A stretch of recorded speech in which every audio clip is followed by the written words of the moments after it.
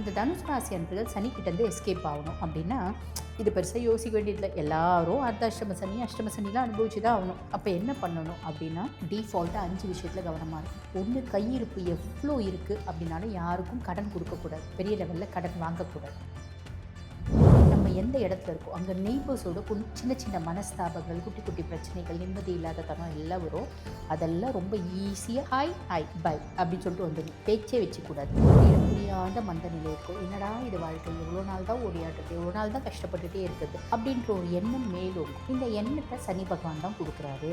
நம்ம சனியை ஜெயிக்க கொடுக்குறோம். சனிக்கு மட்டும் ஒரு கேரக்டர் உண்டு. நம்மளுக்கு ரொம்ப ஃப்ரஸ்ட்ரேஷனை கொடுப்பான். நம்ம ஃப்ரஸ்ட்ரேட் ஆகி மூலையில் உட்காந்துட்டோம் அப்படின்னா நம்மளை உட்காரவே வச்சுருக்கோம். எதிரிகள் அப்படின்றது ரொம்ப சிம்பிள். நான் சாதாரணமாக என்னப்பா நல்லா இருக்கேன், நான் நல்லா இருந்தால் உனக்கு என்ன, நல்லா இல்லைன்னா உனக்கு என்ன, நான் நல்லா இல்லைன்னா நீ எதாவது செய்ய போறியா, நான் நல்லா இருந்தால் நீ எதாவது செய்ய போறியா அப்படின்னு இந்த பார்த்திபன் சார் வடிவேல பண்ணுவார் பார்த்தீங்களா. அந்த மாதிரி நம்மளை யாரை நல்ல வார்த்தை பேசுகிறாங்க.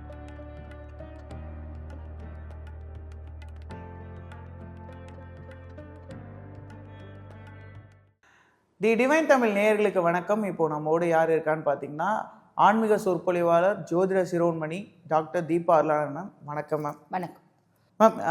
எல்லாருமே கொஞ்சம் பயப்படக்கூடிய ஒரு பெயர்ச்சி அப்படின்னாலே அது சனி பெயர்ச்சி தான். அதுவும் குறிப்பிட்ட சொல்லணும்னா இப்போது வாக்கிய பஞ்சாங்கம் படி அது திருநள்ளாறு அறிவிச்சிருக்காங்க இந்த வருஷத்துக்கான சனி பெயர்ச்சியோட தேதி என்ன அப்படிங்கிறது.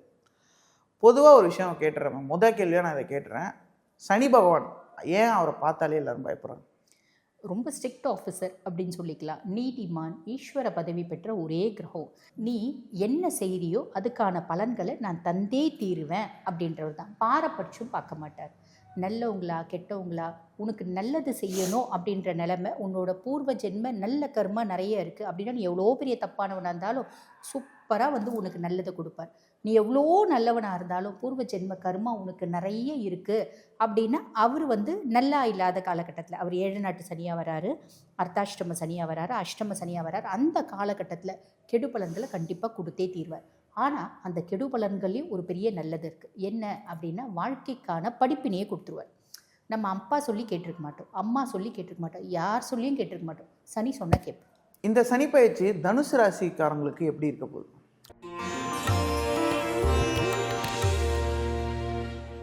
பொதுவாக தனுசுக்கு சனி பகவான் பார்த்தீங்கன்னா லார்ட் ஆஃப் 2 and 3, அதாவது தன குடும்ப வாக்குஸ்தானத்துக்கும் அவன் அதிபன், இளைய சகோதர தைரியஸ்தானத்துக்கும் அவன் அதிபன். அவன் இப்போ மீனத்தில் போய் உட்காந்துட்டுருக்கான். மீனம் இவங்களுக்கு 4ஆம் பாவம். 4ஆம் பாவத்தில் சனி அர்த்தாஷ்டம சனி அப்படிம்பாங்க. பொதுவாக 7 நாட்டு சனி பார்த்திங்கன்னா 7.5 வருஷம் நம்மளுக்கு இன்னல்களும் இடையூறுகளும் கொடுப்பார். அந்த 7.5 வருஷத்தில் சனி பகவான் என்ன இடையூறுகள் கொடுக்குறாரோ அதை 2.5 வருஷத்தில் அஷ்டம சனியில் கொடுத்துருவார். அஷ்டம சனியில் என்னென்ன பிரச்சனைகள் கொடுக்குறாரு அதில் பகுதி 50% அர்த்தாஷ்டம சனியில் கொடுப்பார். ஆக இந்த தனுசு ராசி அன்பர்கள் சனிக்கிட்டேருந்து எஸ்கேப் ஆகணும் அப்படின்னா இது பெருசாக யோசிக்க வேண்டியதில்லை. எல்லாரும் அர்த்தாஷ்டம சனி அஷ்டம சனிலாம் அனுபவிச்சு தான் ஆகணும். அப்போ என்ன பண்ணணும் அப்படின்னா டிஃபால்ட்டாக 5 விஷயத்தில் கவனமாக இருக்கணும். ஒன்று, கையிருப்பு எவ்வளோ இருக்குது அப்படின்னாலும் யாருக்கும் கடன் கொடுக்கக்கூடாது, பெரிய லெவலில் கடன் வாங்கக்கூடாது. ஆரோக்கியத்தில் கவனம் அப்படின்றது வச்சுக்கணும். அதே மாதிரி பார்த்திங்கன்னா நமக்கு வீட்டில் குட்டி குட்டி பிரச்சனைகள் வரும், வேலை செய்கிறதுல குட்டி குட்டி பிரச்சனைகள் வரும். அதே மாதிரி நம்ம எந்த இடத்துல இருக்கோம் அங்கே நெய்பர்ஸோட சின்ன சின்ன மனஸ்தாபங்கள், குட்டி குட்டி பிரச்சனைகள், நிம்மதி இல்லாத தனம் எல்லாம் வரும். அதெல்லாம் ரொம்ப ஈஸியாக ஹாய் பை அப்படின்னு சொல்லிட்டு வந்துடணும். பேச்சே வச்சுக்கூடாது. பேசினா தானே வம்பு தும்பு வர்றதுக்கு. பேசவே இல்லை, நான் வீட்டுக்குள்ளேயே இருக்கப்பா, என்ன அவங்க பார்க்குறதே இல்லை அப்படின் போது பெருசாக வம்பு தும்பு இல்லை. ஆக இந்த 5 விஷயத்தில் கவனம் அப்படின்றது வச்சுக்கணும். அதுக்கும் மேலே 4ஆம் பாவம் சனி அப்படின்னும் போது தனுசு ராசி அன்பர்களேன்னு யோசிப்பாங்க, என்னோடய கம்ஃபர்ட் ரொம்ப கெட்டு போச்சுப்பா, எனக்கு எல்லா வசதி வாய்ப்பு இருக்குது, உடல் சார்ந்த உபாதைகள் இருக்குது, அதனால் நிம்மதி இல்லை, எனக்கு பெருசாக முதல்ல ரொம்ப கம்ஃபர்ட்டாக இருந்த மாதிரி இருக்குது, இப்போ ரொம்ப அலைச்சல் கொடுக்குற மாதிரி இருக்குது, முதல்ல நான் ஆஃபீஸ் பக்கத்துலேயே இருந்து போயிட்டேன், இப்போ எனக்கு இன்க்ரிமெண்ட்டுன்னு கொடுத்துருக்காங்க, ப்ரமோஷன் கொடுத்துருக்காங்க, ஆனால் 1 மணி நேரம் நான் ட்ராவல் பண்ணி போகிறேன் அப்படின்ற மாதிரி ஒரு அமைப்பு. எனக்கு பெருசாக கெடலை, ஆனால் எனக்கு அலைச்சல் ஜாஸ்தி இருக்குது. எல்லா விதத்துலையும் மனதளவுலையும் சரி உடல் அளவுலையும் ஒரு அலைச்சல் அப்படின்றது இருக்குது அப்படின்ற மாதிரி இருக்குங்க. அதுக்கும் மேலே சனியினோட பார்வை 1, 6, 10 பார்க்குது. இவங்க சுயஸ்தானத்தை பார்க்குது. இவங்களுக்கு ஒரு இனம் புரியாத குழப்பம் இருக்கும், ஒரு இனம் புரியாத மந்த நிலை இருக்கும். என்னடா இது வாழ்க்கை, எவ்வளோ நாள் தான் ஓடியாடுறது, எவ்வளோ நாள் தான் கஷ்டப்பட்டுட்டே இருக்கிறது அப்படின்ற ஒரு எண்ணம் மேலோங்கும். இந்த எண்ணத்தை சனி பகவான் தான் கொடுக்குறாரு. நம்ம சனியை ஜெயிக்க விடக்கூடாது. சனிக்கு மட்டும் ஒரு கேரக்டர் உண்டு. நம்மளுக்கு ரொம்ப ஃப்ரஸ்ட்ரேஷனை கொடுப்பான். நம்ம ஃப்ரஸ்ட்ரேட் ஆகி மூலையில் உட்காந்துட்டோம் அப்படின்னா நம்மளை உட்காரவே வச்சுடுவோம். ம் நம்ம அவரை ஓவர் கம் பண்ணி அவரை வந்து ஓவர் ரைட் பண்ணி நம்ம ஆஸ் யூஷுவல் இருக்க மாதிரி எந்துவாக இருக்கும் அப்படின்னா நம்மள ரொம்ப நாள் சோதிக்க மாட்டான், கம்னு விட்ருவோம். சரி இவன் எவ்வளோ அடித்தாலும் தாங்குறா, இவ்வளோ பெருசாக சோதிக்க வேணாம் அப்படின்ற மைண்ட் செட் வந்துடும். அப்போ நம்ம அந்த ஸ்லக்கிஷ்னஸை ஓவர் கம் பண்ணணும். அதே மாதிரி பார்த்திங்கன்னா இந்த விட்டேத்தியான ஃபீலிங்கை ஓவர் கம் பண்ணுறோம் அப்படின்னா சனினால் எந்த இடையூறும் கிடையாது. அதுக்கப்புறம் வந்து பார்த்திங்கன்னா 6ஆம் பாவத்தை பார்க்குறாரு. அதுதான் நான் முதலே சொன்னேன், பெரிய லெவலில் கடன் வாங்கக்கூடாது, கடன் கொடுக்கவும் கூடாது, ஆரோக்கியத்தில் ரொம்ப கவனம் வேணும். இப்போ ஆல்ரெடி சக்கரை இருக்குது, பிபி இருக்குது அப்படின்னு வச்சுக்கோங்க. நிறைய பேர் இப்போ என்ன பண்ணுறாங்க, நான் உணவு முறையிலே டயபெட்டிக்கை கண்ட்ரோல் பண்ணிக்கிறேன் அப்படின்னு சொல்கிறாங்க இல்லையா. நியாயம், உணவு முறைகளே கண்ட்ரோல் பண்ணிக்க முடியும். ஆனால் அதுக்கு அவங்க கரெக்டாக ஃபாலோ பண்ணணும். நான் வாரத்தில் 2 நாள் ஃபாலோ பண்ணுறேன், 5 நாள் ஃபாலோ பண்ண மாட்டேன், நான் மருந்தும் சாப்பிட மாட்டேன் அப்படின் போது என்ன ஆகும், நம்ம சனியை குத்தம் சொல்லி பிரயோஜனம் இல்லை, நம்மளே அது காரணம் அப்படின்லாம். ஆக ஆரோக்கியத்தில் கவனம் அப்படின்றது வேணும். சரிங்களா. பெரிய லெவலில் கடன் வாங்கக்கூடாது. எதிரிகள் அப்படின்றது ரொம்ப சிம்பிள். நான் சாதாரணமாக என்னப்பா நல்லா இருக்கேன், நான் நல்லா இருந்தால் உனக்கு என்ன, நல்லா இல்லைன்னா உனக்கு என்ன, நான் நல்லா இல்லைன்னா நீ எதாவது செய்ய போறியா, நான் நல்லா இருந்தால் நீ எதாவது செய்ய போறியா அப்படின்னு இந்த பார்த்திபன் சார் வந்து வடிவேல பண்ணுவார் பார்த்தீங்களா. அந்த மாதிரி நம்மளை யாரை நல்ல வார்த்தை பேசினாலும் அவங்க நம்மளை வந்து பார்த்திங்கன்னா வறுத்தெடுப்பாங்க. நமக்கு என்னத்துக்கு அந்த வேலை, அவன் நல்லா இருந்தால் நல்லா இருக்கட்டும், நல்லா இல்லைன்னா நல்லா இருக்கட்டும், ஹாய் ஹாய் போயினே இருக்கணும். ரொம்ப சிம்பிள். எப்படி ஃபாலோ பண்ணிக்கினா நல்லது. அதே மாதிரி 10ஆம் பாவம் தொழில் ஸ்தானத்தை பார்க்குறாரு. வேலை செய்கிற இடத்துல நிறைய ப்ரெஷர்ஸ் இருக்கும், நிறைய ப்ரெஷர்ஸ், ஏகப்பட்ட வேலைப்பா, ஓவராக வந்து வேலை கொடுக்குறாங்க, முடியல என்னால் அப்படின்ற மாதிரி இருக்கும். ஆனால் வேலை செய்கிற இடத்துல நீங்கள் கஷ்டப்பட்டு வேலை செய்கிறத விட இஷ்டப்பட்டு வேலை செய்கிறீங்க அப்படின்னா அந்த ப்ரெஷர்ஸ் நம்மளுக்கு பெருசாக தெரியாது. ஸோ ரொம்ப சிம்பிள். இந்த மாதிரி சின்ன சின்ன விஷயத்த ரொம்ப காஷியஸாக இருக்காங்க அப்படின்னா அர்த்தாஷ்டம சனியினால் எந்த விதத்துலையும் கெடுபலன்கள் அப்படின்றது கிடையாதுங்க. Okay ma'am. இவங்களுக்கான பரிகாரம் பொதுவாக வந்து பார்த்திங்கன்னா சனியை பசிஃபை பண்ணணும் இவங்க. இப்போ சனியை பசிஃபை பண்ணுறதுக்கு என்ன பண்ணலாம் அப்படின்னா ஹனுமனை வழிபாடு பண்ணணும். பொதுவாக வந்து சிவ வழிபாடுன்னு அவங்க சொல்லுவோம் சனியை பசிஃபை பண்ணுறதுக்கு. ஆனால் எனக்கு தெரிஞ்சு நிறைய தனுசுனாலே சிவதனுசு அப்படின்னு தான் பேர்.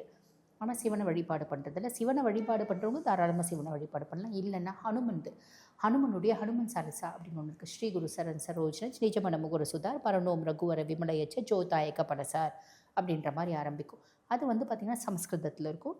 சமஸ்கிருதம் எங்களுக்கு படிக்க தெரியாது அப்படின்னா தமிழ்லேயே வந்து பார்த்திங்கன்னா ஹனுமன் மந்திரங்கள் வழிபாடு பண்ணுறோம் அப்படின்னா சனியினோட பிரச்சனை அப்படின்றது குறைஞ்சிடும். Okay ma'am. அதே போல் எல்லாருமே, அதாவது ஜோதிடத்துக்கு மேலே நம்பிக்கை இல்லாதவங்க கூட 7.5 சனி வந்துருச்சு அப்படின்னா ரொம்ப பயப்படுவாங்க. நிறைய பேர் அந்த எஃபெக்டையுமே அனுபவிச்சிருப்பாங்க. அது எப்படி மேம்? இப்போ 7.5 சனி தான் வந்து இருக்கிறதுலே மோசமானதா, இல்லை நிறைய சனி அடுத்தெல்லாம் இருக்குது, அதில் இதுதான் 7.5 தான் ரொம்ப வலுவானதா? அப்படியெல்லாம் இல்லைங்க. 7 நாட்டு சனியாக இருந்தாலும் சரி, அஷ்டம சனியாக இருந்தாலும் சரி, அர்த்தாஷ்டம சனியாக இருந்தாலும் சரி, நம்மை பக்குவப்படுத்தி கொள்வதற்கு தான். இது வந்து பார்த்திங்கன்னா ஜோதிடத்தில் நம்பிக்கையே இல்லை அப்படின்னு வெளியே சொல்கிறவங்களாம் கூட உள்ளுக்குள்ளே உண்மையாக ஜோதிடத்தை நம்புவாங்க. கடவுள் இல்லை கடவுள் இல்லை கடவுள் இல்லை அப்படின்னு சொல்கிறவங்க தான் கடவுளை பற்றி நிறைய சிந்திக்கிறாங்க. கடவுள் இருக்காரு அப்படின்றவங்க கொஞ்ச நேரம் சாமி கும்பிட்டுட்டு கம்முன்னு தான் இருக்காங்க இல்லைங்களா. அப்போ நமக்கு மேலே ஏதோ ஒரு சக்தி இருக்குது அப்படின்றது நிதர்சனமான உண்மை. அப்போ நம்ம இந்த 7 நாட்டு சனி, அஷ்டம சனி, அர்த்தாஷ்டம சனி இதெல்லாம் வந்து பாருங்கள் 7 நாட்டு சனியில் 7.5 வருஷம் சனி பகவானோட பிடியில் நம்ம இருக்கோம். நீ என்னென்னலாம் நல்லது கெட்டது செஞ்சு அதுக்கான பலன்களை அனுபவிக்கணும். அஷ்டம சனி அப்படின்றது 7 நாட்டு சனியில் 7.5 வருஷம் சனி பகவான் கொடுக்கக்கூடிய கெடு பலன்களை 2.5 வருஷத்தில் கொடுத்துருவார். பொதுவாக சனி வந்து மந்தன், முடவன் அப்படின்னா அவர் நிதானமாக ஸ்லோ மூவிங் பிளானட். ஒரு ராசிலேருந்து இன்னொரு ராசிக்கு போகிறதுக்கு ஏறக்குறைய 2.5 இயர்ஸ் அவர் எடுத்துக்கிறார். அதே மாதிரி பார்த்திங்கன்னா அவர் மந்தன் அப்படின்போது ஒரு ஸ்லக்கிஷ் பிளானட். அதே மாதிரி அவர் முடவன். அதனால தான் இந்த 7 நாட்டு சனி, இந்த அஷ்டம சனி, அர்த்தாஷ்டம சனி காலகட்டத்தில் நம்மளுக்கு எலும்பு சார்ந்த பிரச்சனைகள் வரும். எலும்பு அடிபட்டுறது, கால் கொஞ்சம் தாங்கி நடக்கிறது, இடுப்பு எலும்பு, கழுத்தெலும்பு டிஸ்க் ப்ரொலாப்ஸ் ஆகிறது, கழுத்துக்கு வந்து சர்விக்கல் காலர் போட்டுக்கிறது, அந்த மாதிரி எலும்பு சார்ந்த அவர் முடவன்றதுனால நம்மளுக்கு எலும்பு சார்ந்த பிரச்சனைகளை கொடுத்துருவார். இதில் எது ரொம்ப வீரியோ அப்படின்னா 7 நாட்டு சனி வந்து ரொம்ப ஸ்லோவாக நம்மளை போட்டு வறுத்தெடுப்பார். அஷ்டம சனியில் ரொம்ப ஃபாஸ்ட்டாக 2.5 வருஷத்தில் ஹை தீயில் வறுத்தெடுப்பார். அஷ்டம சனியில் பெரும்பாலும் எல்லா விதத்துலையும் நம்மளை வந்து பார்த்திங்கன்னா ஒரு ட்ரை ஆக்குவார் அப்படின்னு சொல்லலாம். ஒரு மனுஷனுக்கு எங்கெங்கெல்லாம் அடித்த வடிக்கும், மொதல் விஷயம் அவனுக்கு வந்து பார்த்திங்கன்னா ஃபேமிலியில் பிரச்சனை, அவன் கொஞ்சம் நொந்து போவானா, வேலை செய்கிற இடத்துல பிரச்சனை, நிறைய நோவானா, நம்மளோட நெய்பர்ஸோட பிரச்சனை, இன்னும் கொஞ்சம் நொந்து போயிடுவான், காசு பணத்தை அடிச்சிடுவான், 90% நொந்துருவானா, ஆரோக்கியத்தையும் கெடுத்துவார். அப்போ என்ன பண்ணுவான் அவன் ரொம்ப வந்து அப்செட்டாகி உட்காருவான் பார்த்தீங்களா. இந்த மாதிரி ஒரு விஷயத்தை கொடுக்குறாரு. ஆனால் இது எதுக்கு கொடுக்குறாரு, வாழ்க்கைன்னா என்னன்னு புரிய வைக்கிறதுக்கு கொடுக்குறாரு. ஒரு முறை 7 நாட்டு சனி வந்துட்டு போயிடுச்சு அப்படின்னா நம்ம ரொம்ப பக்குவப்பட்டுருவோம், ரொம்ப தெளிவாகிடுவோம், நம்ம மனசு தெளிஞ்ச நீரோட மாதிரி ஆகிடும் அப்படின்னு சொல்லலாம். Okay ma'am. அதே போல் சிலருக்கு வந்து இந்த 7 நாட்டு சனிலையும் கூட சனியோட பாதிப்பு பெருசாக இல்லாமல் இருக்காங்களா மேம்? அவங்களாம் யார்? கண்டிப்பாக. இப்போ நம்ம பார்த்தீங்கன்னா, பல பல வந்து சினிமா நடிகர்கள் அந்த டாப் ரேஞ்ச்லேயே இருப்பாங்க. இப்போ ரஜினிகாந்த் சாருக்குலாம் 7 நட்டு சனி வரவே இல்லையா? கமலஹாசன் சாருக்குலாம் 7 நட்டு சனி வரவே இல்லையா? பெரிய பெரிய அரசியல் தலைவர்கள் அவங்களுக்குலாம் 7 நட்டு சனி வரவே இல்லையா? எல்லாருக்கும் வரும். 29 வருஷத்துக்கு ஒரு முறை ஒரு ரவுண்டு நம்மளுக்கு வரும். இப்போ உங்களுக்கு ஒரு 10 வயசில் வந்துச்சு அப்படின்னா 49 வயசில் வரும். புரியுதுங்களா? First round, second round, 3 round வரத்துக்கு வாய்ப்பு உண்டு அவங்களோட ஆயுசை பொறுத்து. அப்போ அவங்களாம் எப்படி நல்லா இருக்காங்க அப்படின்னா திசை என்ன திசை நடக்குதோ அந்த திசை சூப்பரான திசை இருக்குது அப்படின்னா 7 நாட்டு சனியாக இருந்தாலும் சரி, அஷ்டம சனியாக இருந்தாலும் சரி, அர்த்தாஷ்டம சனியாக இருந்தாலும் சரி, அதனோட பாதிப்பு 40% தான். அதிகபட்சம் சூப்பரான திசை நடக்குது. இப்போ குரு திசை நடக்குதுப்பா, எனக்கு குரு ஜாதகத்தில் உச்சம்பா, பாதிப்பு 30% தான். சுக்கிர திசை நடக்குதுப்பா, சுக்கிரன் சூப்பராக இருக்கான், பாக்கிய சுக்கிரனாக இருக்கான், வீடு கொடுத்தவனும் சூப்பராக இருக்கான், நட்சத்திர சாரம் வாங்கினவும் சூப்பராக இருக்கான், நான் அருமையாக இருப்பேன், எனக்கு பாதிப்பு பெருசாக கிடையாது. ஆனால் எல்லாருக்கும் அந்த மாதிரி பிராப்தம் இருக்குமா? இருக்கிறது இல்லை. அப்போ ஒரு சிலருக்கு 7 நாட்டு சனி 100க்கு 100% வறுத்தெடுக்காமல் இருக்கிறதுக்கு காரணம் தசை. பொதுவாக ஒரு வார்த்தை சொல்லுவாங்க ஜோதிடத்தில், தசநாதன் செய்யாததை புத்திநாதன் செய்யான், புத்திநாதன் செய்யாததை கோச்சாரன் செய்யான். அப்போ கோச்சாரமாக வரவன் தான் சனி. 7 நாட்டு சனி, அஷ்டம சனி, அர்த்தாஷ்டம சனி. சுய ஜாதகத்தில் என்ன தசை நடக்குது அது அங்கே மெயின். அப்போ சுய ஜாதகத்தில் நாங்கள் இப்போ பலன்னா சொல்லிட்டு என்ன சொல்கிறோம், உங்கள் சுய ஜாதகத்தை வச்சு கொஞ்சம் அனலைஸ் பண்ணிக்கோங்கன்னு சொல்கிறோம் இல்லைங்களா? அப்போ சுய ஜாதகத்தில் தசை எக்ஸலண்ட்டாக இருக்குன்னா பெரிய பாதிப்பு இல்லை. சுய ஜாதகத்திலே இப்போ ஒரு ரிஷபராசி அவனுக்கு வந்து பார்த்திங்கன்னா குரு தசை நடக்குது, குரு சுய ஜாதகத்தில் பெருசாக ஃபேவராக இல்லை. அதுக்கும் மேலே ரிஷபராசிக்கு குரு வந்து பார்த்திங்கன்னா 8 மற்றும் 11 அதிபன், அஷ்டமாதிபதி அவனோட தசை நடக்குது. ஆல்ரெடி குருவே நம்மளை போட்டு தள்ள பார்ப்பான். அதுக்கு மேலே சனியும் ஓவரைட் ஆகும்போது ரொம்ப கஷ்டப்படுவாங்க. ஒரு பரமபதத்தில் வர ஏணி பாம்பு மாதிரி பெரிய ஏணியில் ஏறி இருந்தவங்க பெரிய பாம்பில் இறங்கிடுவாங்க. அந்த மாதிரி எத்தனையோ ஜாதகம் நாங்கள் பார்த்துருக்கோம். ஒரே நாளில் 0 ஆனவங்க எத்தனையோ பேர் பார்த்துருக்கோம். அந்த மாதிரி வரும். ஆனால் அதுக்காக அவங்க ஒரே முட்டா வந்து 0 ஆகிட மாட்டாங்க, வாழ்க்கையே முடிஞ்சு போயிட்டா திரும்பி மீண்டு எழுவாங்க. இதுதான் வந்து பார்த்திங்கன்னா சனி கொடுக்கக்கூடிய பலன்கள். இதுதான் ரீசன். ஒருத்தவங்க பெருசாக 0 ஆகல ஒன்றும் இல்லை. நிறைய பேர் வந்து பார்த்திங்கன்னா இந்த கொரோனா போதுலாம் திருவண்ணாமலையில் கூட்டம் ஜாஸ்தி ஆயிடுச்சு இல்லைங்களா? கொரோனா முடிஞ்சு திருவண்ணாமலையில் கூட்டம் ஜாஸ்தி ஆயிடுச்சு. என்னென்னா தாக்கு பிடிக்க முடியாதவங்க, தசை பெருசாக நல்லா இல்லாதவங்க மொத்தமாக வீடெல்லாம் விட்டு வந்து அங்கே உட்காந்துட்டாங்க.